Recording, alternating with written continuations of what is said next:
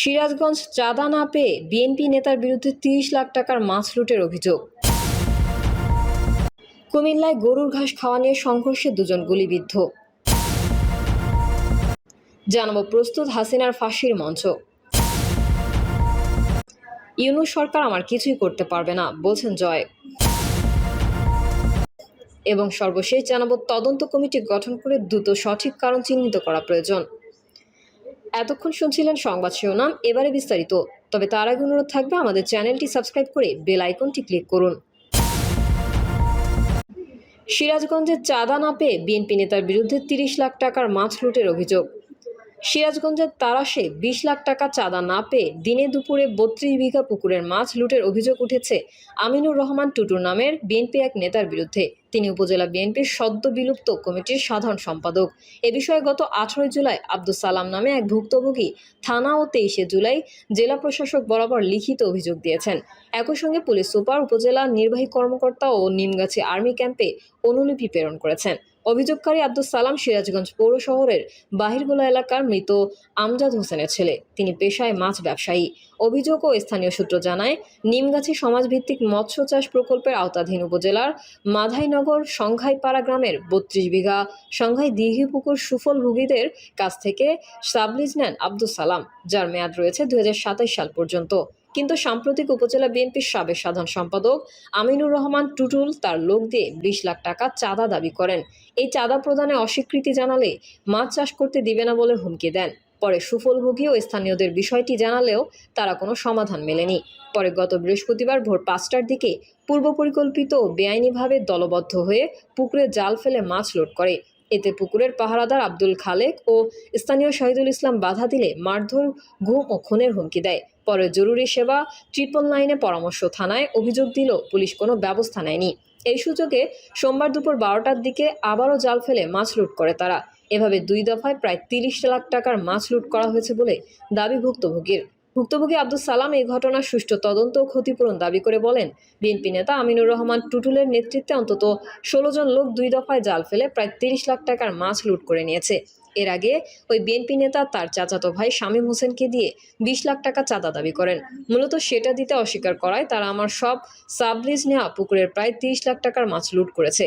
তবে চাঁদা দাবির বিষয়টি অস্বীকার বিএনপির নেতা আমিনুর রহমান টুটুল জাগো নিউজকে বলেন, সুফলভোগীদের কাছ থেকে সাবলিজ নেওয়া ওই পুকুরের মনে হয় মেয়াদ নেই, ২০২৭ সাল পর্যন্ত মেয়াদ রয়েছে। এমন জবাবের উত্তরে তিনি বলেন, মেয়াদ থাকার কথা না, তবে মেয়াদ না থাকায় কে বা কারা ওই পুকুরের মাছ মেরে নিয়েছে সেটা আমার জানা নেই।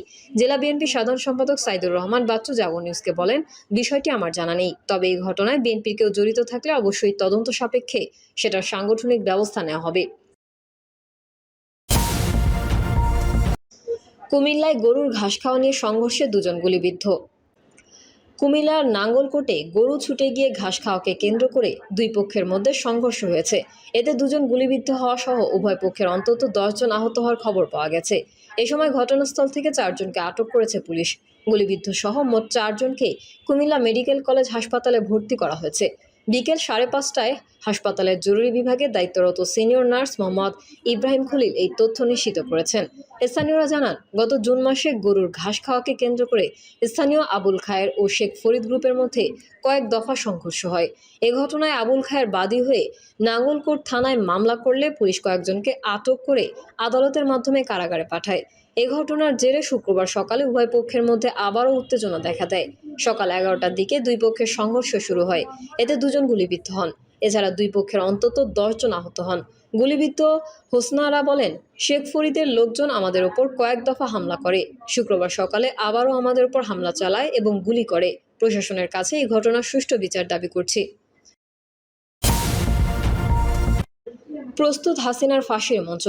স্বৈরাচার হাসিনার শাসন আমলে গুম, খুন থেকে শুরু করে লগি বৈঠা, শাপলা গণহত্যা, বিতর্কিত আন্তর্জাতিক অপরাধ ট্রাইব্যুনাল ও 24-এর গণহত্যা সহ সমস্ত অপকর্মের চিত্র প্রদর্শনের আয়োজন করেছে জাগ্রত জুলাই ও জুলাই ঐক্য।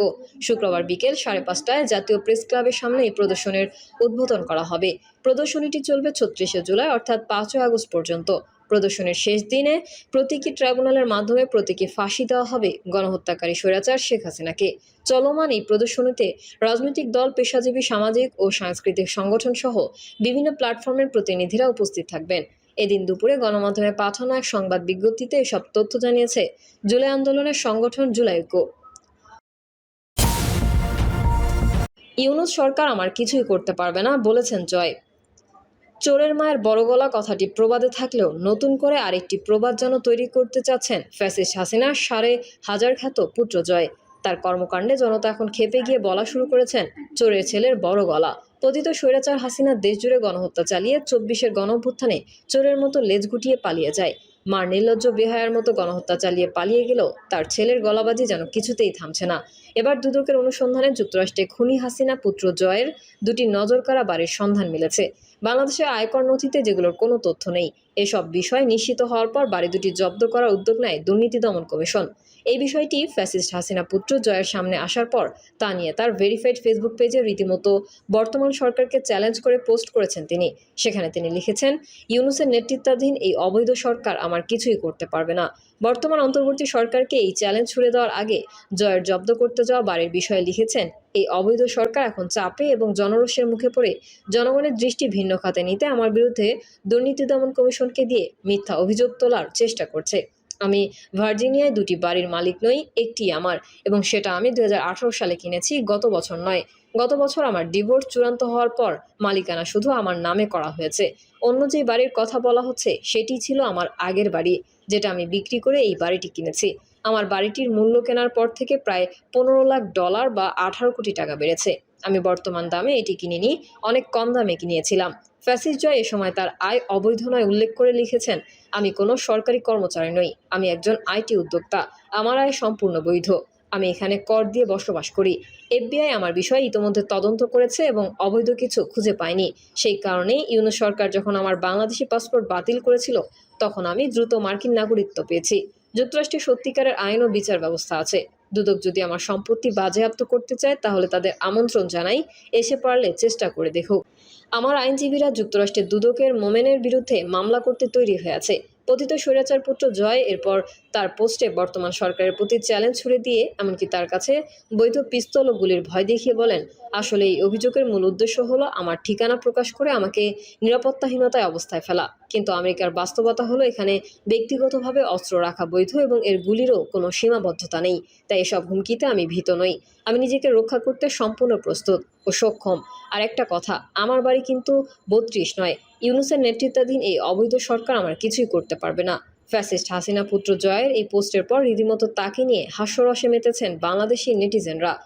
একে বিশ্ব শান্তিতে নোবেল বিজয়ী অর্থনীতিবিদ ডক্টর ইউনূসের নেতৃত্বাধীন অন্তর্বর্তী সরকারের দিকে চ্যালেঞ্জ ছুড়ে দেওয়া, অন্যদিকে নিজের কাছে পিস্তল আর গুলি থাকার ভয় দেখিয়ে লেজ নাড়িয়ে হুক্কা হুয়া ডাক, সব মিলিয়ে ব্যাপক ট্রলের শিকার হচ্ছেন তিনি। কেউ বলছেন ও পাগল হয়ে গেছে, ওরে পাবনা মানসিক হাসপাতালে পাঠাও। তো এবার কেউ বা বলছেন এ তো বড় বানর এরে চিড়িয়াখানায় কেন নিচ্ছে না। প্রিয় দর্শক, এই ছিল এখনকার সর্বশেষ সংবাদ। আপডেট সহ সংবাদ পেতে চ্যানেলটি সাবস্ক্রাইব করে বেল আইকনটি ক্লিক করুন। কমেন্টে আপনার মতামত জানিয়ে আমাদের সাথেই থাকুন। ধন্যবাদ সবাইকে। আল্লাহ হাফেজ।